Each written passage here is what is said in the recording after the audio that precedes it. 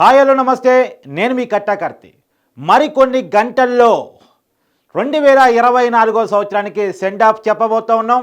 2025 సంవత్సరానికి grand welcome చెప్పబోతూ ఉన్నాం. యువత బాగా హుషారుగా ఉంది గ్రాండ్ వెల్కమ్ 2025కి చెప్పడానికి. అయితే నేను ప్రత్యేకించి మీ ముందుకు వచ్చింది 2024 జ్ఞాపకాలు. అది మంచి కావచ్చు, చెడు కావచ్చు, చాలా మెమరీస్ ఉన్నాయి. చాలామందికి బ్యాడ్ మెమరీస్ చాలా గట్టిగా కూడా ఉన్నాయి. రాజకీయంగా భూస్థాపితమైనటువంటి వాళ్ళు, రాజకీయంగా చాలా దెబ్బలు తిన్నటువంటి వాళ్ళు, సినిమా రంగంలో కేసులు పెట్టించుకున్న వాళ్ళు, జైలుకు పోయిన వాళ్ళు, రోడ్డు మీద పడ్డ వాళ్ళు, అనేకమైనటువంటి ఇష్యూస్ ఉన్నాయి. అన్ని ఇష్యూస్లో ఒక 10 ఇష్యూస్ మాత్రం మీ ముందు తీసుకొస్తాను. ఎందుకంటే అన్ని ఇష్యూస్ మనం చెప్పుకునేంత టైం ఉండదు కాబట్టి ఒక 10 ఇష్యూస్, మేజర్ ఇష్యూస్.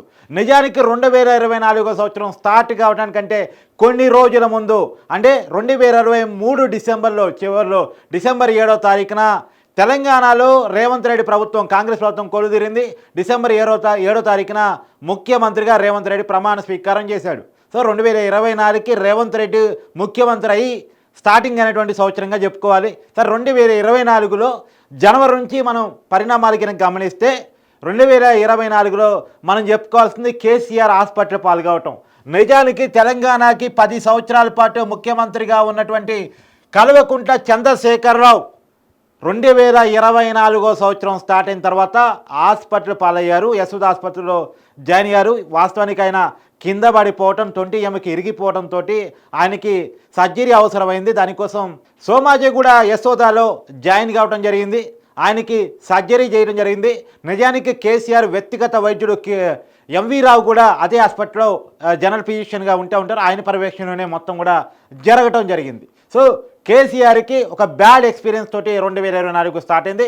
రేవంత్ రెడ్డికి ఒక గ్రాండ్ వెల్కమ్ 2024 చెప్పింది. ఆయన ముఖ్యమంత్రిగా 2024లో స్టార్ట్ అయిపోయారు. ఇది కేసీఆర్కి సంబంధించినటువంటి అప్డేటు. ఎందుకంటే రేవంత్ రెడ్డి అప్డేట్ ఎందుకు చెప్పట్లేదు అంటే 2023లోనే జరిగిపోయింది కాబట్టి నేను దాన్ని తీసుకోవట్లేదు. కేసీఆర్కు ఉన్నటువంటి బ్యాడ్ ఎక్స్పీరియన్స్. నిజానికి 10 సంవత్సరాలు ముఖ్యమంత్రిగా తెలంగాణకు ఉన్నారు. కానీ మొన్నటి ఎన్నికల్లో 2023లో జరిగినటువంటి ఎన్నికల్లో ఆయన ఓడిపోయారు. ఆయనకి నిజంగా రాజకీయంగా చాలా ఇబ్బందికరమైన పరిణామం అని చెప్పుకోవాలి. నిజానికి 2024 పార్లమెంట్ ఎన్నికలు కూడా జరిగిపోయాయి. దాంట్లో కూడా కేసీఆర్ పార్టీ, బీఆర్ఎస్ పార్టీకి 0 రిజల్ట్ వచ్చింది. ఒక్క ఎంపీ స్థానం కూడా గెలవలేదు. అది కూడా మనం తర్వాత మాట్లాడుకునే ప్రయత్నం చేద్దాం. ఫస్ట్ కేసీఆర్కి సంబంధించి, తర్వాత రాష్ట్రంలో, కేంద్రంలో ఎన్నికలు జరిగాయి. ఆంధ్రప్రదేశ్లో ఎన్నికలు జరిగాయి. తర్వాత కేంద్రంలో మోడీ సర్కార్కి కూడా ఎన్నికలు జరిగాయి. మళ్ళీ మోడీ సర్కార్ అధికారంలోకి వచ్చింది. కాకపోతే గతంలో కాకుండా టీడీపీ మీద, ఇతర మిత్రపక్షాల మీద, నితీష్ కుమార్ మీద, వాళ్ళ మీద, వీళ్ళ మీద ఆధారపడే పరిస్థితుల్లో మోడీ అధికారంలోకి వచ్చారు. మోడీ మరోసారి ప్రధానమంత్రి అయ్యారు కేంద్రంలో. కాకపోతే టీడీపీ అవసరం పడింది. పవన్ కళ్యాణ్ కూడా చాలా మంచి రోల్ పోషించారు ఈసారి ఎన్నికల్లో. ఆయన గురించి కూడా మనం చాలా క్లియర్గా మాట్లాడుకోవాలి. పర్టికులర్గా ఆయన పాయింట్ని కూడా మేము రేస్ చేసి చూపిస్తాను. సో ఎనీవే, అలానే ఆంధ్రప్రదేశ్లో చంద్రబాబు ముఖ్యమంత్రి అయ్యారు.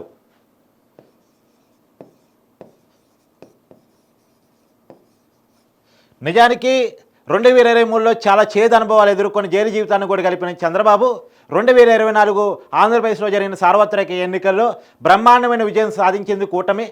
కూటమి నాయకుడిగా చంద్రబాబు నాయుడు 4వసారి ఆంధ్రప్రదేశ్కి ముఖ్యమంత్రి కాగలిగారు. ఉమ్మడి ఆంధ్రప్రదేశ్కి 2 సార్లు ముఖ్యమంత్రిగా, విభజిత ఆంధ్రప్రదేశ్కి 2 సార్లు ముఖ్యమంత్రిగా చేసిన ఘనత ఆంధ్రప్రదేశ్లో ఒక చంద్రబాబుది అని చెప్పుకోవాలి. సో చంద్రబాబుకి 2024 మంచి కలిసి వచ్చినటువంటి సంవత్సరంగా చెప్పుకోవాలి. 4వసారి ఆంధ్రప్రదేశ్కి ముఖ్యమంత్రి అయ్యారు. కూటమికి మంచి అధికారం వచ్చింది. టీడీపీ కూడా చాలా పుంజుకుంది. వైసీపీ పార్టీ కేవలం 11 స్థానాలకే పరిమితమైంది. ఆ పాయింట్ కూడా మనం చెప్పుకునే ప్రయత్నం చేద్దాం. సో చంద్రబాబుకి సంబంధించి, సో పవన్ కాదు తుఫాన్, ఇది నేను చెప్తున్న మాట కాదు, భారత ప్రధాని మోడీ క్లియర్గా చెప్పినటువంటి మాట. పవన్ కళ్యాణ్కి 2024 సంవత్సరం బాగా కలిసి వచ్చింది. మీ అందరికీ తెలుసు, 2014 ఎన్నికల కంటే ముందు జనసేన పార్టీని స్థాపించారు. ఆ ఎన్నికల్లో పోటీ చేయలేదు. 2019 ఎన్నికల్లో జనసేన పార్టీ టీడీపీతో కాకుండా, బీజేపీతో కాకుండా విడిగా పోటీ చేసింది, లెఫ్ట్ పార్టీలతో కలిసి. కాకపోతే అప్పుడు చాలా నెగిటివ్ రిజల్ట్ ఎదుర్కొంది. 2 స్థానాల్లో పవన్ కళ్యాణ్ పోటీ చేస్తే 2 చోట్ల కూడా ఓడిపోయాడు. తర్వాత అతను చాలా బ్యాడ్ పొలిటికల్ ఎక్స్పీరియన్స్ ఎదురైంది. ఒక్క ఎమ్మెల్యే గెలిచారు, అతను కూడా వైసీపీలోకి వెళ్ళిపోయారు. అనేక నిందలు మోసాడు. కానీ 2024 సంవత్సరం పవన్ కళ్యాణ్కి బాగా కలిసి వచ్చిందని చెప్పుకోవాలి. ఈ దేశంలో భారత రాజకీయ చరిత్రలోనే పోటీ చేసిన ప్రతి చోట 21 ఎమ్మెల్యేలు పోటీ చేస్తే 21కి 21 వచ్చాయి. 2 ఎంపీలు పోటీ చేస్తే 2కు 2 ఎంపీలు వచ్చాయి. 100% స్ట్రైక్ రేట్. భారత రాజకీయ చరిత్రలో ఇది ఒక రికార్డ్ అని చెప్పుకోవాలి. ఈ రికార్డ్ ఇంతవరకు ఎవరికీ లేదు, కేవలం పవన్ కళ్యాణ్కి మాత్రమే సాధ్యం. రెండోది, చంద్రబాబుని మోడీని కలిపిన ఘనత కూడా పవన్ కళ్యాణ్దే. ఇలా కలపడం అనేది దేశంలో ఎన్డీఏ రావడానికి కారణమైంది, రాష్ట్రంలో ఈ ప్రపంచం రావడానికి కారణమైంది. చాలా క్లియర్గా మనం చెప్పుకోవాలి, పవన్ కళ్యాణ్కి 2024 రాజకీయంగా బాగా కలిసి వచ్చిన ఇయర్. ప్రస్తుతం ఆంధ్రప్రదేశ్ డిప్యూటీ సీఎంగా ఆయన ఉన్నారు. సో మొదటిసారి మాత్రమే ఎమ్మెల్యే అయినప్పటికీ కూడా 5 శాఖలకి మంత్రిగా ఆంధ్రప్రదేశ్ డిప్యూటీ సీఎంగా ఆయన పాత్ర పోషించారు 2024లో. సో పవన్ కళ్యాణ్కి చాలా మంచి సంవత్సరంగా చెప్పుకోవాలి. సరే, 4వది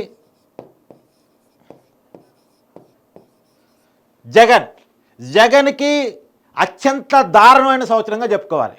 నిజానికి ఈనాటి దుర్భర పరిస్థితి జగన్ తన రాజకీయ జీవితం ఎప్పుడూ ఎదుర్కొని ఉన్నాడు. 2009లో కడప ఎంపీగా తన రాజకీయ ప్రస్థానాన్ని స్టార్ట్ చేశాడు జగన్మోహన్ రెడ్డి. తర్వాత కాలంలో తండ్రి రాజశేఖర రెడ్డి ముఖ్యమంత్రి పదవిలో ఉండి చనిపోవడం ఫలితంగా ఆనాడు కాంగ్రెస్ పార్టీతో విభేదాలు వచ్చేసి ఆయన వైఎస్ఆర్సీపీ కాంగ్రెస్ అనే కొత్త పార్టీని, అంటే వైఎస్ఆర్ కాంగ్రెస్ అనేటువంటి ఒక రాజకీయ పార్టీని పెట్టుకొని సొంతంగా ముందుకెళ్లాడు. ఆ టైంలో అనేక కేసులు, జైలు జీవితాన్ని కూడా జగన్మోహన్ రెడ్డి గడిపారు. ఆయన మీద 21 సిబిఐ ఈడీ కేసులు ఉన్నాయి. కానీ ఆ రోజు జైలు జీవితాన్ని గడిపినప్పటికి కూడా జగన్ అంటే ఒక ప్రభంజనం, జనంలో ఒక సౌండ్, జగన్ అనే ఒక సౌండ్ వినిపిస్తేనే చాలు ఒక వైబ్రేషన్ వచ్చేది. ఆ పరిస్థితిలో జగన్కు ఉండేది. 2014 ఎన్నికల్లో మొట్టమొదటిసారి వైసీపీ పార్టీ ఎన్నికల్లో పాల్గొంది. అప్పుడు 67 స్థానాలు కూడా ఆ పార్టీ గెలిచి ప్రతిపక్ష స్థానాన్ని ఆంధ్రప్రదేశ్, విభజిత ఆంధ్రప్రదేశ్లో ఏర్పరచుకోగలిగింది. తర్వాత 2019 ఎన్నికల్లో బ్రహ్మాండమైన విక్టరీ, 151 ఎమ్మెల్యే స్థానాలతోటి 175 స్థానాల్లో 151 స్థానాలని వైసీపీ గెలిచి తనేంటో చూపించుకున్నాడు జగన్మోహన్ రెడ్డి. కాకపోతే అప్పటి వరకు జగన్మోహన్ రెడ్డికి ఉన్న పేరు ఏంటంటే అయితే జైల్లో ఉన్నాడు లేదా జనంలో ఉన్నాడని పేరు. కానీ ముఖ్యమంత్రి అయిన తర్వాత అతనిలో చాలా మార్పులు వచ్చాయి. అతని పరిపాలన బాగలేదనేటువంటి విమర్శలు, అతని మీద వచ్చిన తీవ్రమైన వ్యతిరేకత, వీటన్నిటి కారణంగా సొంత కుటుంబంలో కూడా జగన్ అంటే వచ్చినటువంటి వ్యతిరేకత, వీటన్నిటి కారణంగా 2024 ఎన్నికల్లో కేవలం 11 సీట్లకే 151లో 5 పక్కా పోయింది. 5 కొట్టేబడి 11 మిగిలింది. కాబట్టి కేవలం 11 సీట్లు మాత్రం వచ్చి అత్యంత అధమ పాతాళానికి పడిపోయిన వ్యక్తి జగన్మోహన్ రెడ్డి. రాజకీయంగా ఇది జగన్కి మరియు కేసీఆర్కి ఇద్దరికీ కూడా చాలా బ్యాడ్ ఎక్స్పీరియన్స్. 2024 సంవత్సరం అనేది రియల్లీ కేసీఆర్ కుటుంబానికి, కేసీఆర్కి తర్వాత జగన్మోహన్ రెడ్డికి చాలా బ్యాడ్ ఎక్స్పీరియన్స్ అని చెప్పుకోవాలి. సో మధ్యలో నేను ఇంకో పాయింట్ కూడా చెప్పడం మర్చిపోయాను కేసీఆర్ కుటుంబానికి సంబంధించి, అది చాలా క్లియర్గా చెప్పుకోవాలి.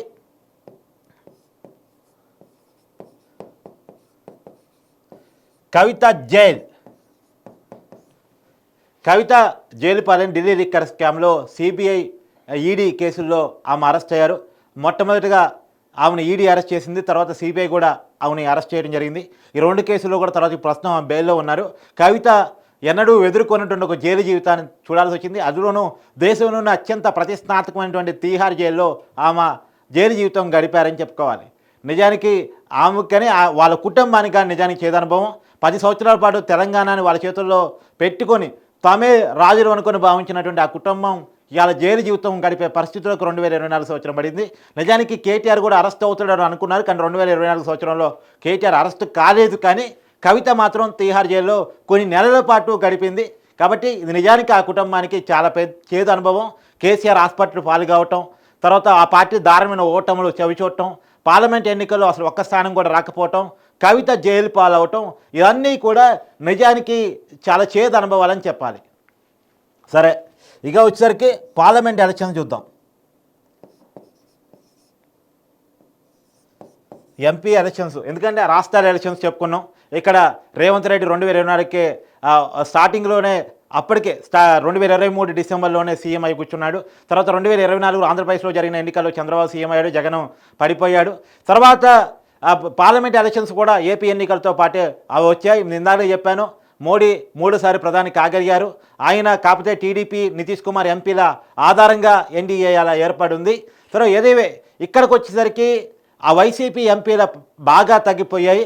మరీ బీఆర్ఎస్ పార్టీకి అయితే తెలంగాణలో జీరో రిజల్ట్. ఇది నిజానికి రాజకీయంగా చాలా ఇబ్బందికరమైన పరిస్థితి. ఇప్పుడు లోక్సభలో బీఆర్ఎస్ పార్టీకి ఎలాంటి ప్రాతినిధ్యమో లేదు.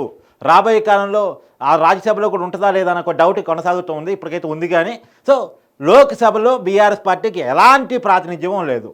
పార్లమెంట్ ఎలక్షన్స్ అనేది బీఆర్ఎస్ పార్టీకి చాలా పెద్ద దెబ్బగా చెప్పుకోవాలి. సో కేవలం తెలుగు రాష్ట్రాల రాజకీయాలు చూసినప్పుడు చంద్రబాబు నాయుడికి, పవన్ కళ్యాణ్కి, తర్వాత రేవంత్ రెడ్డికి వచ్చే స్థితిని చూస్తే కేసీఆర్కి మరియు బీఆర్ఎస్ పార్టీకి కానీ, కేసీఆర్కి కానీ, తర్వాత జగన్మోహన్ రెడ్డి కానీ నీచ స్థితి చూస్తున్న పరిస్థితి. కాబట్టి ఇది నిజంగా కూడా అటు కేసీఆర్ కుటుంబానికి, ఇటు జగన్మోహన్ రెడ్డికి చాలా ఇబ్బందికరమైన రాజకీయ పరిస్థితులు 2024 కల్పించింది. చంద్రబాబు నాయుడికి, పవన్ కళ్యాణ్కి, రేవంత్ రెడ్డికి ఒక మంచి పాజిటివ్ ఎన్విరాన్మెంట్ 2024 ఇచ్చింది. ఇది రాజకీయాలకు సంబంధించి. సో ఇంకా మనం కీలకంగా చెప్పుకోవాల్సిన కొన్ని పాయింట్స్ ఉన్నాయి. సినిమా ఇండస్ట్రీకి సంబంధించినటువంటి కొన్ని పాయింట్స్. సో వరుస కేసులతోటి సినిమా ఇండస్ట్రీ ప్రత్యేకించి మహిళలు కొంతమంది మమ్మల్ని టార్చర్ చేశారు, మా మీద లైంగిక వేధింపులు పాల్పడ్డారు, మా మీద అత్యాచారాలు పాల్పడ్డారని పలువురు సినిమా యాక్టర్స్ మీద కేసులు పెట్టారు. రాజు తరుణ్ మీద కేసు నమోదైంది, జానీ మాస్టర్ మీద కేసు నమోదైంది. జానీ మాస్టర్ ఏకంగా జైలు జీవితాన్ని కూడా గడిపారు. హర్ష సాయి మీద కేసు నమోదైంది. మొన్న మధ్య కూడా ఒక అప్కమింగ్ సినిమా యాక్టర్ మీద కేసు నమోదైంది. వరుసగా మహిళలకు సంబంధించినటువంటి కేసుల్లో సినిమా ఇండస్ట్రీ ఇరుక్కుంది. మహిళలకు సంబంధించిన వేధింపుల కేసుల్లో టాలీవుడ్ వార్తలకు ఎక్కింది. నిజంగా ఇది బాధాకరం.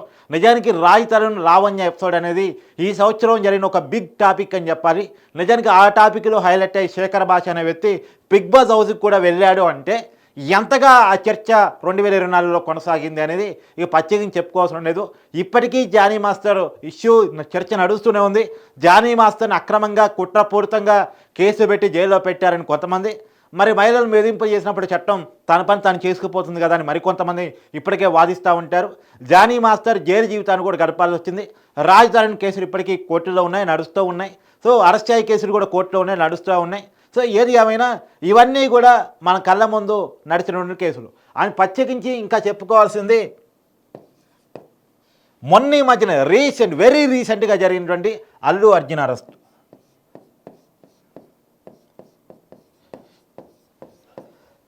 So Allu Arjun arrest Allu Arjun arrest అనేది చాలా కీలకంగా మనం చెప్పుకోవాలి. సంజయ్ థియేటర్ దగ్గరికి అల్లు అర్జున్ సినిమా చూడటానికి వెళ్ళాడు. కానీ సినిమా చూడటానికి పోయాడన్న విషయాన్ని నేను ఒప్పుకోను. సినిమా ప్రమోషన్ ఈవెంట్ కోసం వెళ్ళాడు. అందుకనే పోలీసులు పర్మిషన్ ఇవ్వకపోయినా సరే ముషీరాబాద్ మెట్రో స్టేషన్ నుంచి ఒక ర్యాలీ అనాలా, రోడ్ షో అనాలా, సినిమా ప్రమోషన్ ఈవెంట్ అనాలా, వాట్ ఎవర్ ఏదో ఒకటి పేరు ఏదన్నా పెట్టుకోండి, కారు కొన్నటువంటి సన్ రూఫ్ను ఓపెన్ చేసి అభివాదం చేస్తూ ముషీరాబాద్ మెట్రో స్టేషన్ నుంచి సంజయ్ థియేటర్ వరకు వచ్చారు. అక్కడ రోడ్డు మీద ఉన్న వాళ్ళు చుట్టూ ఉన్నటువంటి 15 థియేటర్ల జనం మొత్తం కూడా గుమిగూడారు. అది సినిమా షో వేసే టైము, షో ముగిసే టైము కాబట్టి ఆ జనాలంతా ఒక్కసారిగా వచ్చారు. సంజయ్ థియేటర్లోకి అల్లు అర్జున్తో పాటు తొక్కికొని లోపలికి వచ్చారు. టికెట్ ఉన్న వాళ్ళు మాత్రమే ఉండటానికి అక్కడే ప్లేస్ సరిపోని సంజయ్ థియేటర్లోకి టికెట్ లేని వాళ్ళు కూడా రావటం, బాల్కనీలోకి వెళ్ళిపోవటం, తర్వాత అసలు బాల్కనీ టికెట్ కొనుక్కున్న వాళ్ళు రోయల్ బాల్కనీ నుంచి అప్పర్ బాల్కనీలోకి పోవాల్సిన పరిస్థితులు ఏర్పడటం. దానికి కారణం అల్లు అర్జున్ సంజయ్ థియేటర్ లోపలికి పోగానే హయ్యర్ బాల్కనీలో పోగానే తలుపులు క్లోజ్ చేశారు. ఆయనతో పాటు 30-40 మంది బౌన్సర్లు కూడా ఉన్నారనేది లెక్కలు చెప్తున్నటువంటి మాట, సీసీ కెమెరా ఫుటేజ్ చెప్తున్నటువంటి మాట.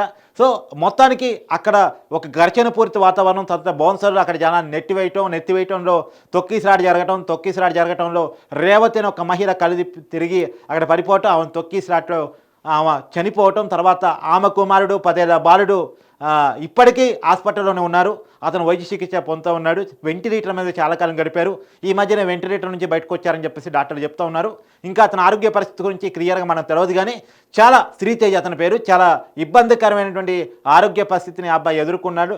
ఈ విషయంలో అల్లు అర్జున్ అరెస్ట్ దాకా వెళ్ళింది. అల్లు అర్జున్ మీద అనేక విమర్శలు వచ్చాయి. 2000 కోట్ల కలెక్షన్ను టార్గెట్గా పెట్టుకొని 300 కోట్ల రెమ్యునరేషన్ తీసుకొని ఆ కుటుంబం తన వల్ల చనిపోయిందని తెలుసుకొని కనీసం పరామర్శకి వెళ్ళలేదు, కనీసం సరైన పరిహారం కూడా చెల్లించలేదు, మానవతా దృక్పథాన్ని చూపించలేదు అనేటువంటి విమర్శ స్వయంగా నిన్న అతని మేనమామ ఆంధ్రప్రదేశ్ డిప్యూటీ సీఎం పవన్ కళ్యాణ్ కూడా చేసిన పరిస్థితి. అల్లు అర్జున్ మీద సభ్య సమాజం మొత్తం కూడా చాలా సీరియస్ అయింది. అసెంబ్లీ సాక్షిగా జరిగిన అన్ని విషయాన్ని కూడా రేవంత్ రెడ్డి చెప్పాడు. తర్వాత దాన్ని కౌంటర్ చేస్తూ అల్లు అర్జున్ ప్రెస్ మీట్ పెడుతుంది. దానికి పోలీసులు కూడా తిరిగి ప్రెస్ మీట్ పెట్టి టైం టు టైం ఏం జరిగిందో ఎక్స్ప్లెయిన్ చేయడం వల్ల సమాజానికి నిజాలు తెలిసాయి. అల్లు అర్జున్ పట్ల అతని అభిమానులు కూడా కోపం, అసహ్యం పెరిగిపోయాయని చెప్పాలి. ఈ మొత్తానికి 2024లో అతిపెద్ద విలన్ ఎవరన్నా ఉన్నారంటే అది అల్లు అర్జున్ అని చెప్పాలి. అల్లు అర్జున్ 2024 టాప్ విలన్గా మనం చెప్పుకోవాలి. టాప్ హీరోగా తెలుగు రాష్ట్రాల్లో అనే కాదు జాతీయ రాజకీయాల్లో కూడా తనకంటూ పాత్ర వహించుకొని పవన్ కళ్యాణ్ తెలుగు హీరోగా తనకంటూ ఒక మార్క్, రియల్ హీరోగా, రీల్ మీద మాత్రమే కాదు రియల్ లైఫ్లో కూడా తన హీరోయిజాన్ని పవన్ కళ్యాణ్ చాటుకుంటే రియల్ లైఫ్లో హీరో అనుకుంటున్నటువంటి అల్లు అర్జున్ రియల్ లైఫ్లో మాత్రం విలన్గా మిగిలిపోయారు. నిజానికి రాజకీయాలు కాకుండా సినిమా జీవితంలోకి వచ్చినప్పుడు మాత్రం అల్లు అర్జున్ నిజంగా రియల్ లైఫ్లో ది బెస్ట్ విలన్ ఆఫ్ 2024గా మిగిలిపోయాడు అని చెప్పడానికి ఏమాత్రం అతిశయోక్తి లేదు అనేటువంటిది నా ప్రగాఢమైనటువంటి భావన. తర్వాత మంచు కుటుంబం. మంచు కుటుంబం కొట్టాట కూడా నిజానికి చాలా ఇబ్బందికరమైన వాతావరణాన్ని హైదరాబాద్లో క్రియేట్ చేసింది. నిజానికి మంచు మోహన్ బాబు చాలా కష్టపడి కింది స్థాయి నుంచి ఎదిగాడు. క్యారెక్టర్ ఆర్టిస్ట్గా, హీరోగా, వీరనగా సైడ్ క్యారెక్టర్ వేసుకొని కొన్ని దశాబ్దాల పాటు తనకంటూ ఒక ముద్ర వేసుకున్నాడు. ఆ ముద్ర వేసుకున్నా సరే కేవలం విష్ణు, మనోజ్ వాళ్ళ అబ్బాయిలు వాళ్ళ ఆస్తుల కోసం కొట్టాడిన దాని ఫలితంగా, ఒకరి మీద ఒకరి కేసులు పెట్టుకోవడం దాని ఫలితంగా, మీడియా ముందుకు వచ్చి ఆరోపణలు చేసిన దాని ఫలితంగా వాళ్ళు ఇలా కుటుంబం రోడ్డు మీద పడిందని చెప్పుకోవాలి. ఆ ఘర్షణలో మొత్తంగా ఒక రిపోర్టర్ని మోహన్ బాబు స్వయంగా TV9 రిపోర్టర్ని, రంజిత్ అతని పేరు, గన్ మైక్ తీసుకొని అతని మీద దాడి చేయడం ఫలితంగా అతను హాస్పిటల్ పాలయ్యాడు. మోహన్ బాబు మీద అటెంప్ట్ మర్డర్ కేసు కూడా ఉంది. రాబోయే కాలంలో మోహన్ బాబు అరెస్ట్ కూడా ఉంటుందనే ప్రచారం ఉంది.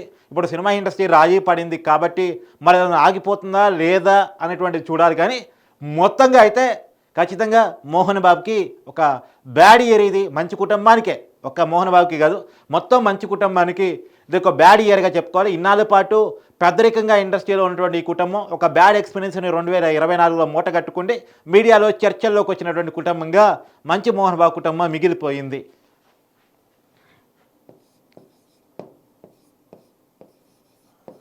మొత్తం సినిమా ఇండస్ట్రీకి బ్యాడ్ ఇయర్ అని చెప్పుకోవాలి. ఎందుకంటే 2024 సంవత్సరంలో తెలంగాణ ప్రభుత్వం చాలా క్లియర్ కట్ ఒక నిర్ణయాన్ని ప్రకటించింది. రాబోయే కాలంలో టికెట్ రేట్ పెంపుకు కానీ ఎలాంటి బెనిఫిట్ ప్రీమియర్ షోలకు కానీ అనుమతి లేదు అని ప్రకటించింది. దానికి కారణం అల్లు అర్జున్ వివాదం. అల్లు అర్జున్ వివాదం ఫలితంగా, అతను చేసిన యాటిట్యూడ్ ఫలితంగా ఈ మొత్తం విషయం సినిమా ఇండస్ట్రీకి అంటుకుంది.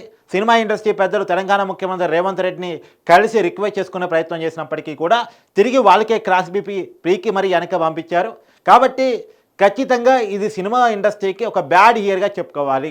సో ఒక బ్యాడ్ ఇయర్ అయినటువంటి వాళ్ళలో జగన్మోహన్ రెడ్డి ఏపీ రాజకీయాల్లో ఒకళ్ళు, కేసీఆర్ తెలంగాణ రాజకీయాల్లో ఒకళ్ళు, అల్లు అర్జున్ సినిమా జీవితంలో ఒకళ్ళు, సెలబ్రిటీ లైఫ్ స్టైల్కి సంబంధించి మాత్రం జగను, కేసీఆర్, అల్లు అర్జున్ ఈ ముగ్గురికి కూడా చాలా నీచ స్థితి నడిచింది అని చెప్పుకోవాలి. మోహన్ బాబుకు కూడా సో ఖచ్చితంగా ఇబ్బందికరమైన వాతావరణం ఈ నలుగురికి ఏర్పడింది.